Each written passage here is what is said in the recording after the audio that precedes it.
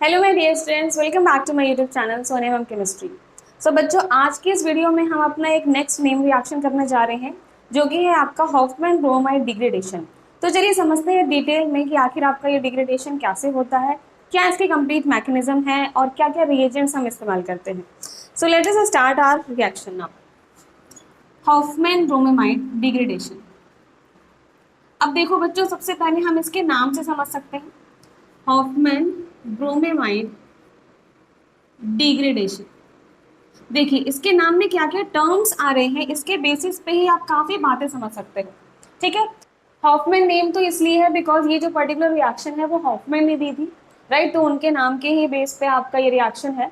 फिर लिखा है ब्रोमेमाइड। अब ये जो ब्रोमेमाइड है वो दो वर्ड से मिलके बना है।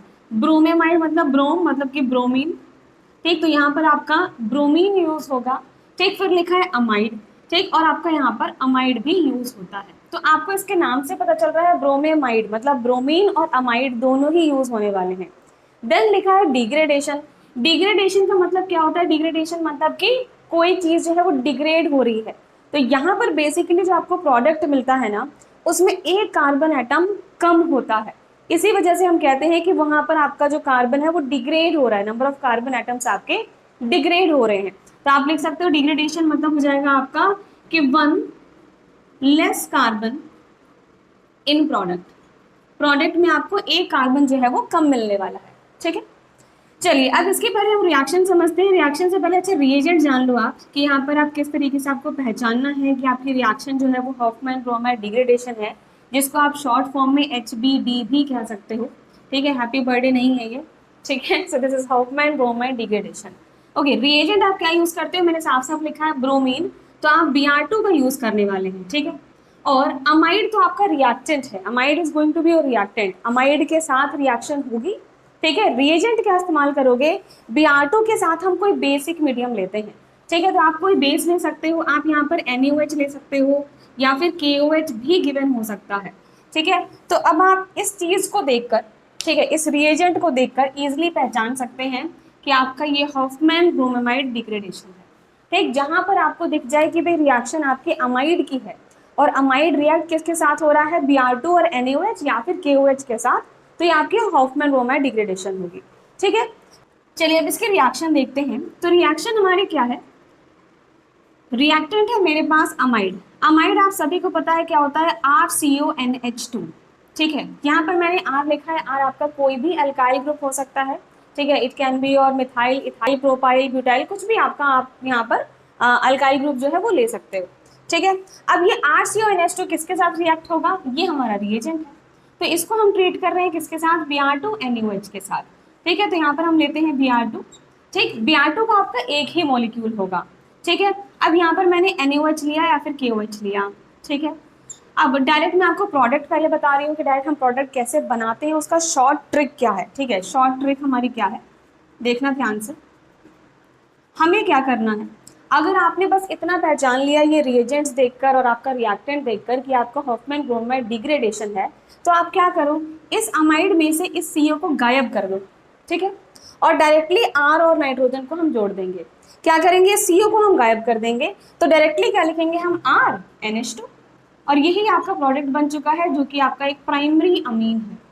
इसका मतलब हमें इस पर्टिकुलर रिएक्शन से अमाइड से अमीन मिलता है। और देखो मैंने आपसे कहा था ना कि एक कार्बन लेस होगा, ठीक है, डिग्रेडेशन होगा। तो अगर आपने CO हटा दिया तो एक कार्बन कम हो गया, ठीक है। तो ये शॉर्ट ट्रिक था जिससे हमें डायरेक्टली कर सकते हैं कि बस CO हटाओ और आपका ये अमीन बन जाएगा RNH2। इसके साथ आपको जो बाई प्रोडक्ट्स मिलते हैं वो क्या मिलेंगे? अगर हमने NaOH लिया है तो इसके साथ आपको मिलता है Na2CO3, ठीक है, प्लस आपको NaBr भी मिलेगा और प्लस आपको वाटर भी मिलेगा, ठीक है। ठीक, अब एक काम करते हैं, भाई कोई भी रिएक्शन होती है तो उसको बैलेंस करना जरूरी है, ठीक। तो इसको बैलेंस कर लेते हैं, ठीक है। देखो आपके पास यहाँ पर एक R है, ये R है, ठीक है। नाइट्रोजन मेरे पास एक है, नाइट्रोजन भी एक है, कोई दिक्कत नहीं है, ठीक है। मेरे पास यहाँ पर C कितने हैं? कार्बन यहाँ पर मेरे पास है एक, ठीक। यहाँ पर भी कार्बन एक है, नो प्रॉब्लम, ठीक है। Br2 की बात करें तो मेरे पास 2 Br हैं, ठीक है। तो इस वजह से मुझे यहाँ पर 2 लिखना पड़ेगा, ठीक है।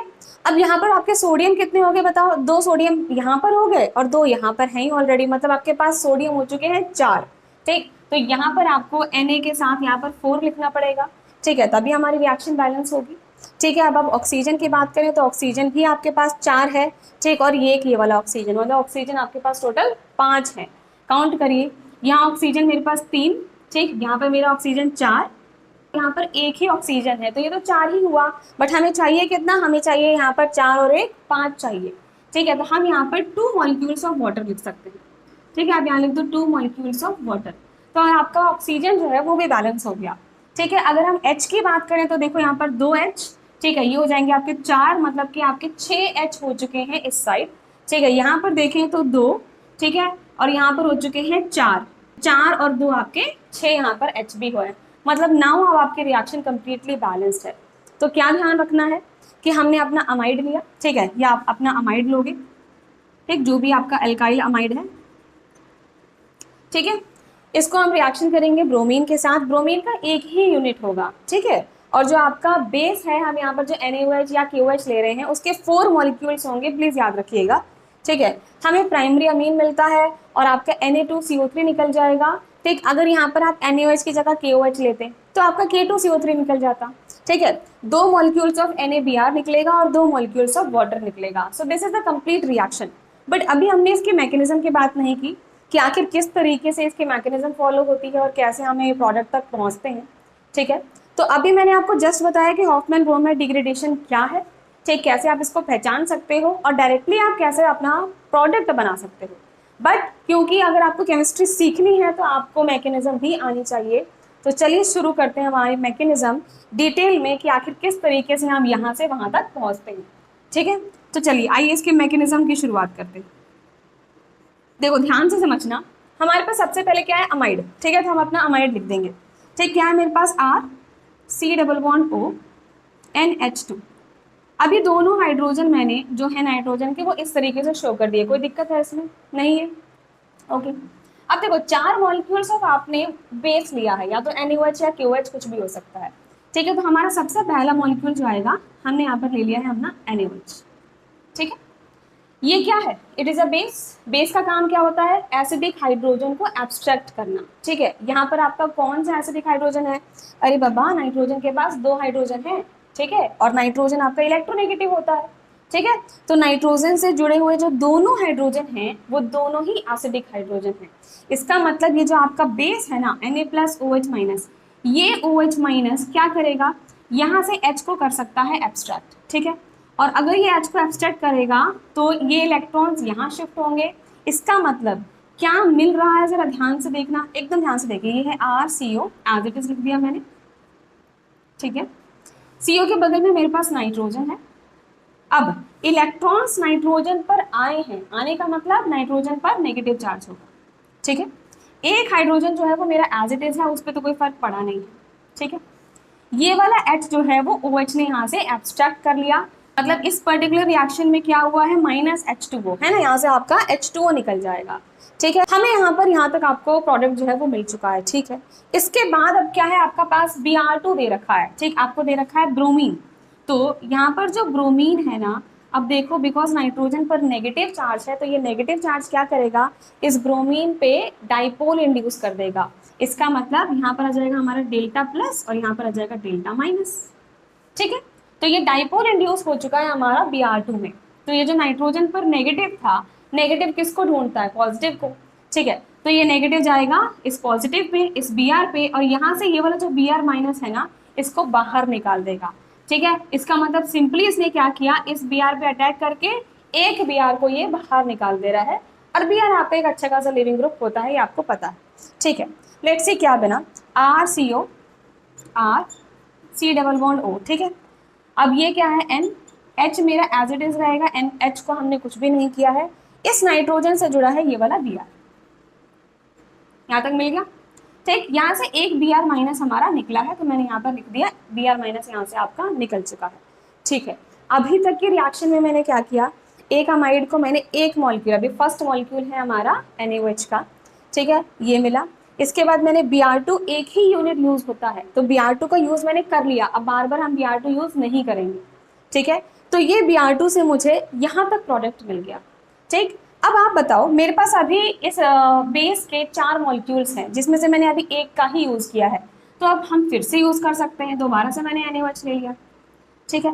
अब NaOH क्या करेगा भाई, Na प्लस OH माइनस, और आपको दिख रहा है कि नाइट्रोजन के पास अभी भी एक हाइड्रोजन है जो कि एसिडिक हाइड्रोजन है, तो अभी भी आपका बेस जो है वो H को एब्स्ट्रैक्ट कर सकता है। तो ये OH माइनस फिर से इस H को एब्स्ट्रैक्ट कर लेगा, ठीक, जो आपका दूसरा H था उसको भी एब्स्ट्रैक्ट कर लेगा, और ये इलेक्ट्रॉन शिफ्ट हो जाएंगे नाइट्रोजन पर, ठीक है। देखो क्या बना अगले स्टेप में, ये है मेरे पास RCO, ठीक है, बगल में मेरे पास क्या आ जाएगा N, H यहाँ से हट चुका है, इलेक्ट्रॉन्स नाइट्रोजन पर आए हैं, मतलब नाइट्रोजन पर नेगेटिव चार्ज आया, ठीक है। नाइट्रोजन से क्या जुड़ा हुआ है, नाइट्रोजन से जुड़ा है मेरा Br, क्लियर इतनी बात, ठीक। यहाँ से क्या हुआ है, OH माइनस ने H को एब्स्ट्रैक्ट कर दिया, मतलब माइनस H2O, इतना क्लियर है, ठीक है। चलिए जी, अब इस स्टेप के बाद ना सारी कहानी यहीं से शुरू होती है, मतलब ये स्टेप अगला जो है हमारा बहुत इंपॉर्टेंट स्टेप है, ठीक। अब इस स्टेप के बाद जो स्टेप होगा ना, यही हमारा रेट डिटरमाइनिंग स्टेप है, यही कह सकते हैं हम सबसे इंपॉर्टेंट स्टेप है इस पूरी मैकेनिज्म में। देखो अब क्या होना है, नाइट्रोजन के पास नेगेटिव चार्ज, ठीक है, और इससे डायरेक्टली जुड़ा है मेरा ये CO, तो हम इस तरीके से कर सकते हैं क्या कि नाइट्रोजन जो है वो इलेक्ट्रॉन्स अपने यहाँ शिफ्ट करेगा, अगर इलेक्ट्रॉन्स यहाँ शिफ्ट कर रहा है इसका मतलब कार्बन पे अब एक नया बॉन्ड फॉर्मेशन हो रहा है, और एक नया बॉन्ड बनेगा तो टूटेगा भी ना, बिकॉज कार्बन की वैलेंसी तो 4 होती है, अगर आप सिर्फ बॉन्ड बना दोगे तो कार्बन की वैलेंसी 5 होगी, जो कि पॉसिबल नहीं है। इसका मतलब क्या हुआ, नेगेटिव चार्ज यहाँ आया तो ये जो इलेक्ट्रॉन है वो ऑक्सीजन पर जाएंगे, ठीक। अब ये जो इलेक्ट्रॉन्स आपके ऑक्सीजन पर गए हैं ना, ये इलेक्ट्रॉन सब वापस आएंगे, ठीक, तो ये वापस आते हैं, इस तरीके से हम एरो दिखा सकते हैं, देखो ये डबल हेडेड एरो का मतलब क्या है कि इलेक्ट्रॉन्स आपके गए फिर वापस आए, ठीक है। तो नाइट्रोजन से इलेक्ट्रॉन डेंसिटी यहाँ पर चली, फिर ये ऑक्सीजन पर गया, फिर ये वापस आया। अब इसके बाद एक बहुत इंपॉर्टेंट स्टेप है जो कि है रीअरेंजमेंट, मतलब ये जो आपका ये अल्काइल ग्रुप है ना, ये अल्काइल ग्रुप यहाँ से रीअरेंज करता है, मतलब अपनी पोजीशन को बदलता है।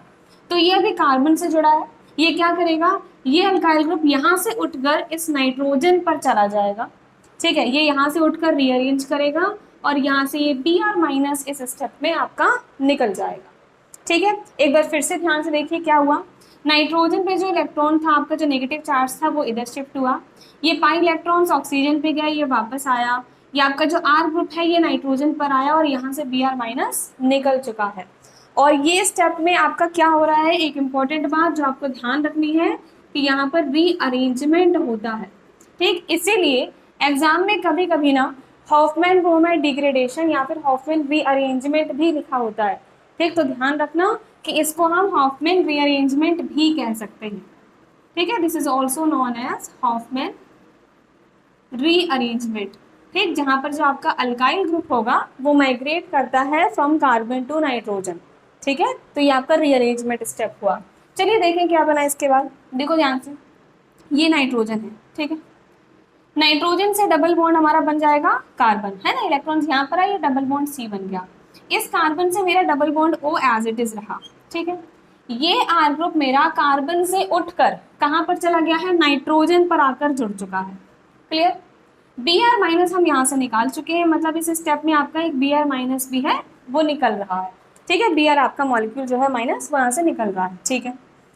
ये क्या बन गया, अभी एक बहुत इंपॉर्टेंट बात है, ये है हमारा R, ठीक है, तो ये हमारा एल्काइल लिख देते हैं, एल्काइल, और ये है NCO, कभी भी अगर आपको ऐसे गिवन है N double bond C double bond O या फिर NCO, इसको हम बोलते हैं आइसोसाइनेट, ठीक है, तो यहाँ पर आपका बना है एल्काइल आइसोसाइनेट का फॉर्मेशन, ठीक है। तो this is a very important step या पॉइंट जो आपको ध्यान रखना है, बिकॉज एग्जामिनेशन में कभी कभार क्या होता है ना कि एग्जामिनेशन में आपको ये नहीं पूछेगा कि आपका प्रोडक्ट क्या बन रहा है, ठीक, क्योंकि आपको नॉर्मली बच्चों को ये चीज़ पता होती है कि भाई हाँ हॉफमैन ब्रोमाइड डिग्रेडेशन में आपका अमाइड से अमीन बनता है, ठीक, प्राइमरी अमीन बनता है।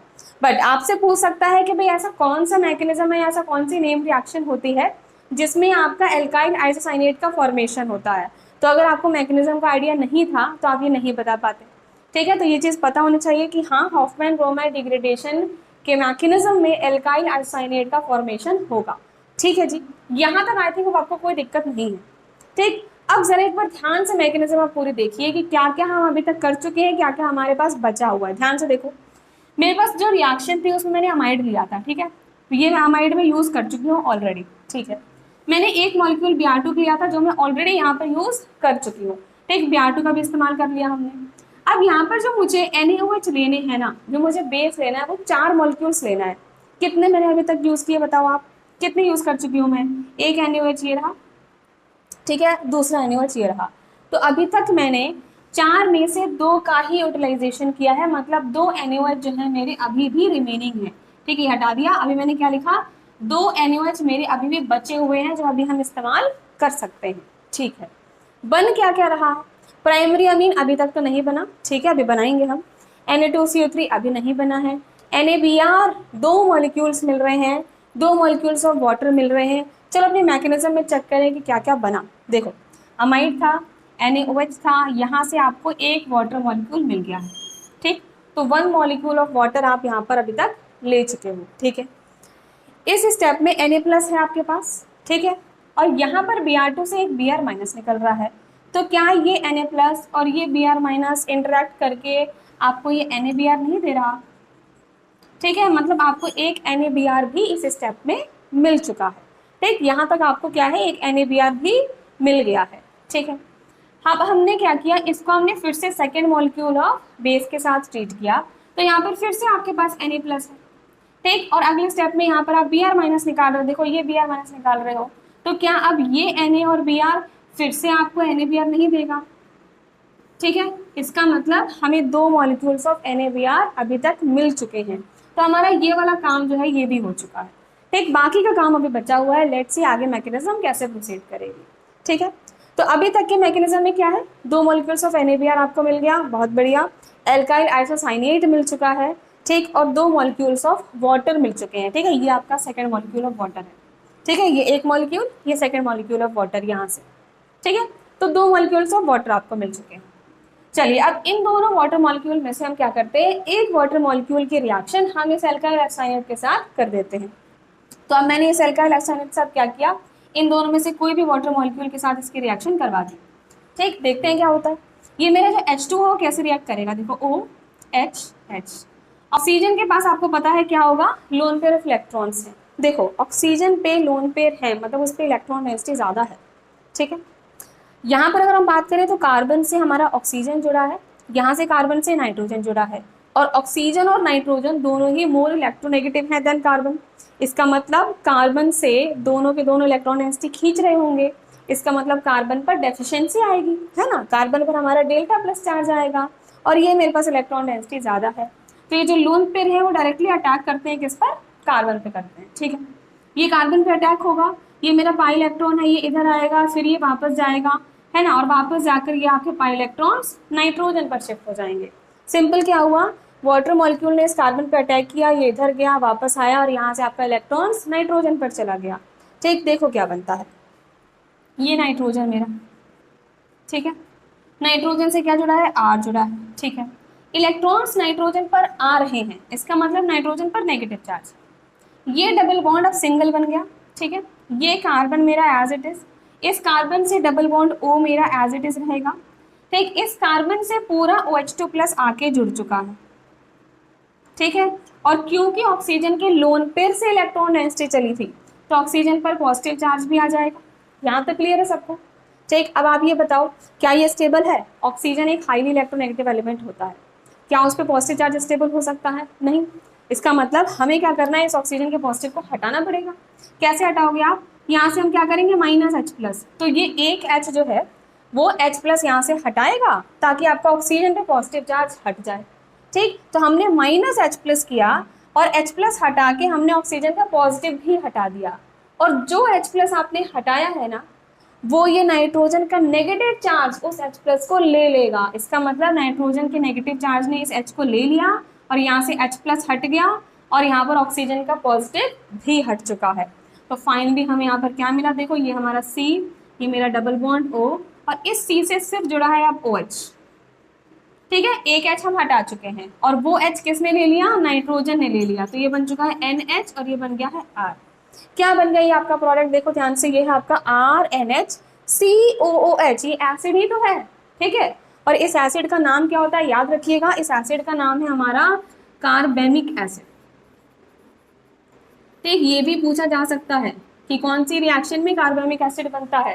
ठीक, तो हॉफमैन बोहमर डिग्रेडेशन के मैकेनिज्म में आइसोसाइनेट बनता है, वो वाटर के साथ रिएक्ट करता है और आपको कार्बोनिक एसिड बनाकर देता है।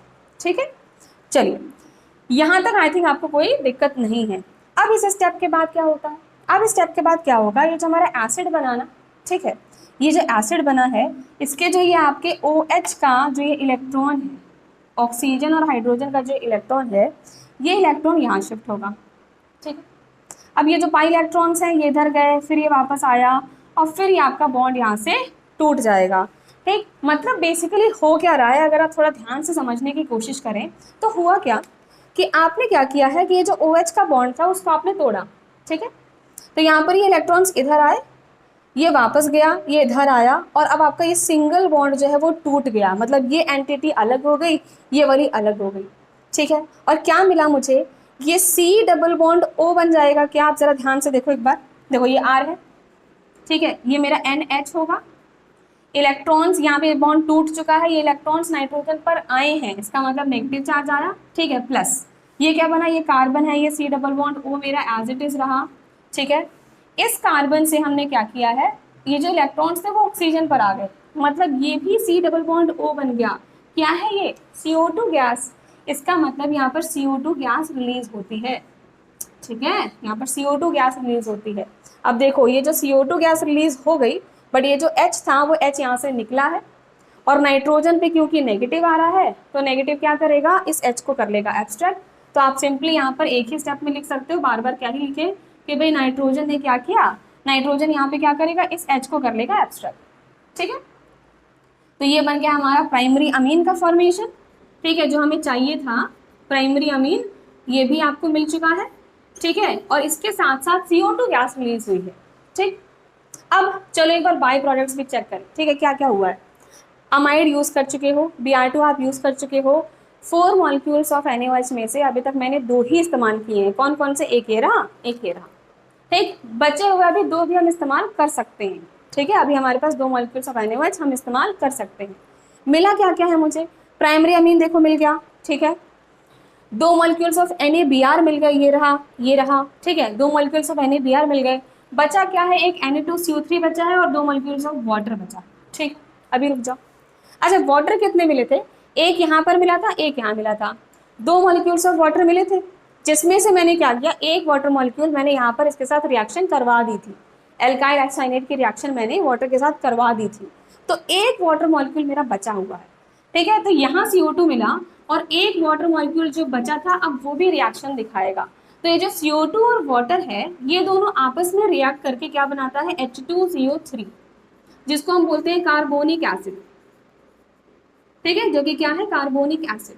और ये H2CO3 क्या करेगा, ये जो बचे हुए 2 मॉलिक्यूल्स थे NaOH के जो हम यूज कर सकते हैं अभी भी, है ना, हम इसको रिएक्ट करते हैं 2 मॉलिक्यूल्स ऑफ NaOH के साथ और ये हमें दे देगा आपका Na2CO3 plus 2 molecule of water. ठीक है, आप देख लीजिए रिएक्शन आपके बिल्कुल बैलेंस्ड है। ठीक है, आपके पास यहाँ पर 2 H है, यहाँ पर आपके पास 2 H है, मतलब 4 H हो गए। देखो यहाँ पर 4 H है, बहुत बढ़िया। 2 सोडियम है, यहाँ पर भी 2 सोडियम है। कार्बन देखें तो कार्बन 1 है, कार्बन 1 है। ठीक, ऑक्सीजन देखो तो यहाँ पर 3 और यहाँ पर हो जाएंगे 5, यहाँ पे भी 3, यहाँ 5, सब कुछ बैलेंस्ड है और आपको अपना बाई प्रोडक्ट्स वगैरह सब कुछ मिल चुका है। ठीक, यहाँ से मुझे Na2CO3 भी मिल गया, 2 मॉलिक्यूल ऑफ वाटर भी मिल गया, 2 NaBr हमें पहले ही मिल चुके थे। ठीक है, प्राइमरी अमीन भी हमें यहाँ पर मिल गई है। ठीक है, so this is the complete mechanism. I think आपको मैकेनिज्म समझ में आ गई होगी और शायद ये कैमरे में आपको पूरा विजिबल है, लेट मी चेक। यस, ठीक है, अच्छे से विजिबल है कैमरे में, कोई दिक्कत नहीं है। ठीक है, अच्छा अब यहाँ पर, अच्छा हमने यहाँ पर अल्काइल अमाइड लिखा है, बच्चों इसको एल्काइल मत करो, इसको हम कर लेते हैं एल्केन अमाइड। ठीक है, बिकॉज यहाँ पर मान लीजिए आपका होता CH3CONH2।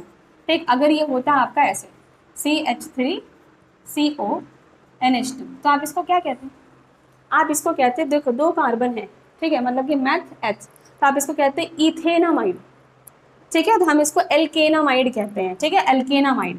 ठीक, तो यहाँ पर ई भी हटा देते हैं, हम इसको डायरेक्टली लिखते हैं एल्केनामाइड, एल्केनामाइड। ठीक है, तो जो भी हमारा ये R ग्रुप होगा वो R ग्रुप हम एज इट इज हमारी प्राइमरी अमीन में लिख देते हैं। ओके, आई थिंक अब आपको ये चीज़ क्लियर है। ठीक है, सेकंड मैंने आपको इंपॉर्टेंट पॉइंट यहाँ पर क्या क्या है एक बार आप ध्यान से देख लीजिए, मैं आपको सारे इंपॉर्टेंट पॉइंट्स बता रही हूँ फिर से। ठीक, हॉफमैन ब्रोमाइड डिग्रेडेशन, नाम से पता लग रहा है कि ब्रोमीन और अमाइड यहाँ पर यूज होते हैं। डिग्रेडेशन मतलब एक कार्बन आपका लेस होगा।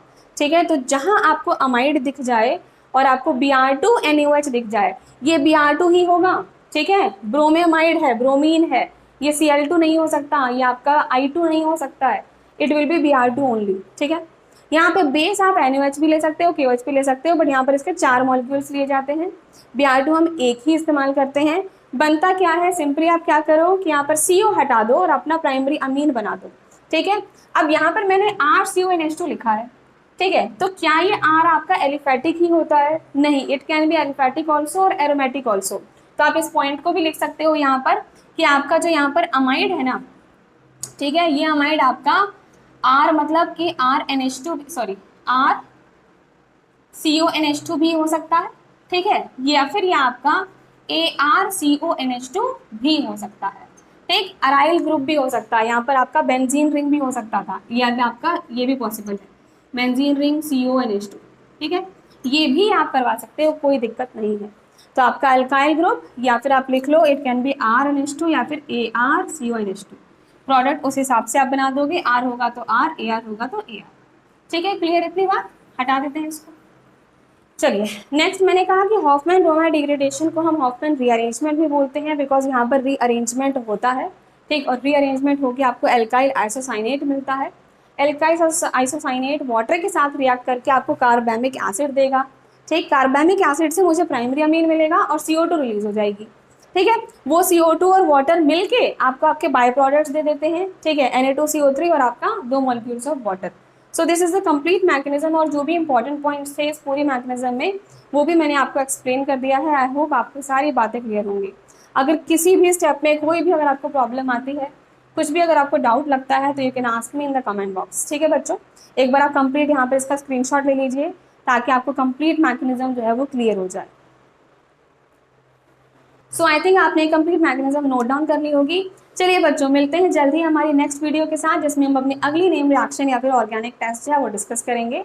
तब तक के लिए अगर आपने चैनल अभी तक सब्सक्राइब नहीं किया है, प्लीज सब्सक्राइब कर दीजिए एंड शेयर करिए। आप जितने भी अपने फ्रेंड्स को या फिर अपने भाई बहन को शेयर कर सकते हैं। ठीक है, बिकॉज नॉलेज आपकी जितना आप शेयर करोगे उतना ही नॉलेज आपका बढ़ेगा। ठीक है, तो शेयर करने में बिल्कुल हिचकिचाना नहीं है, जितना आप शेयर कर सकते हैं उतना आप करिए। चलिए बच्चों, मिलते हैं हमारी नेक्स्ट क्लास में, तब तक के लिए वेट करिएगा। Thank you so much, bye bye.